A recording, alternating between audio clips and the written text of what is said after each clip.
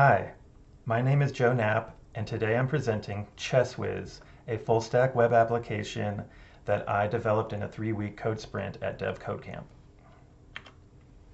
I chose this project because of my interest in chess. I'm a US-rated chess expert, and I am a coach here in Nebraska, where I was state champion in 2012. My professional background is in GIS. I have a master's degree in geographic information science, and I found working in the field, I love solving problems with tech.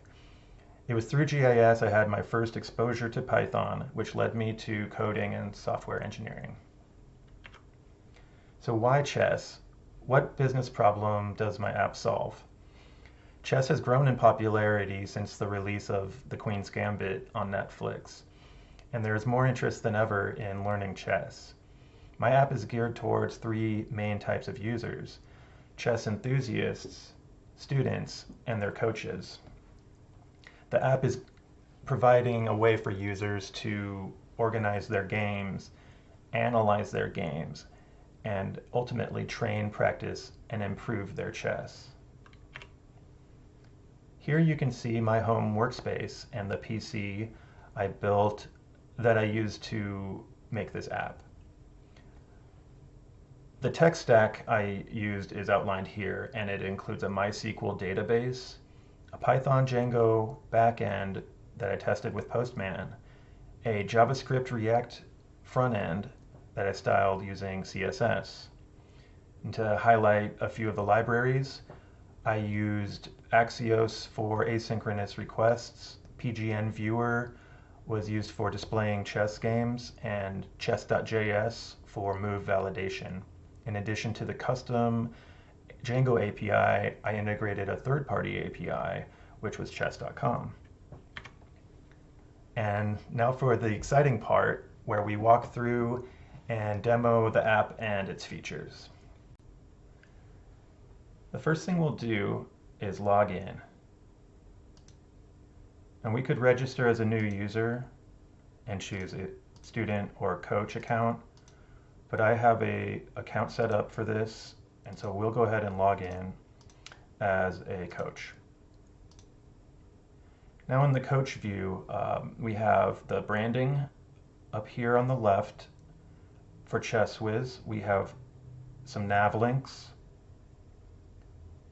and a logout button. And then at the bottom there's a footer.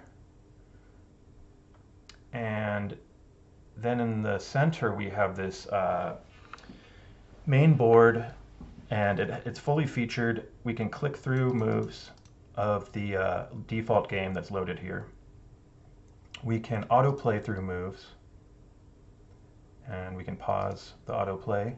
We can skip to the end, skip to the beginning, and we can flip sides, and even jump to a move by selecting a move on the game notation sheet here.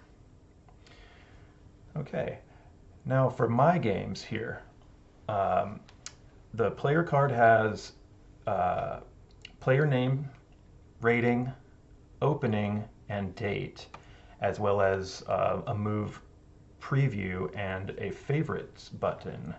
Now the favorite button, let's go ahead and click here. And we see that it shows up in the favorites. And if we click again, it unfavorites. Okay, now for the search feature, this is where we are hitting the chess.com API for games, and we're using player, year, and month. So let's go ahead and search for Magnus Carlsen.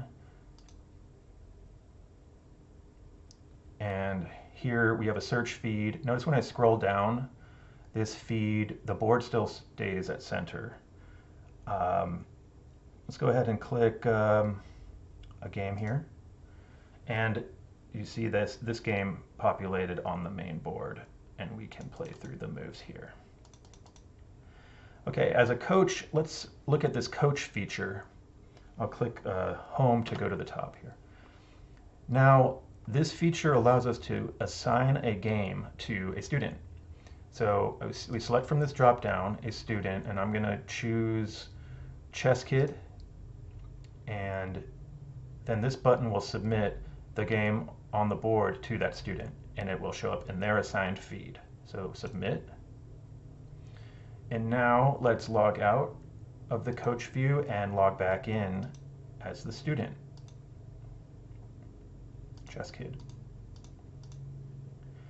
All right, and we can see over in Chess Kid's assigned view the game that was just assigned. And we can load that up on the board, we can favorite, etc. Let's look next at the Analyze feature. Now this feature is especially useful for a student to enter their games that they played in a tournament. So let's say they played the Queen's Gambit at a tournament, and they want to save this game now for analysis with their coach. We can choose a save location, and I'm going to choose My Games and click Save. Now back to the home page. Under their My Games, we see this this game we just saved. And of course this could be favorited. Let's move on to the Play feature. Now this also creates a game that can be saved, but this is with an AI opponent. That happens to be a pretty bad opponent. I just checkmated it, but we can still save if we like.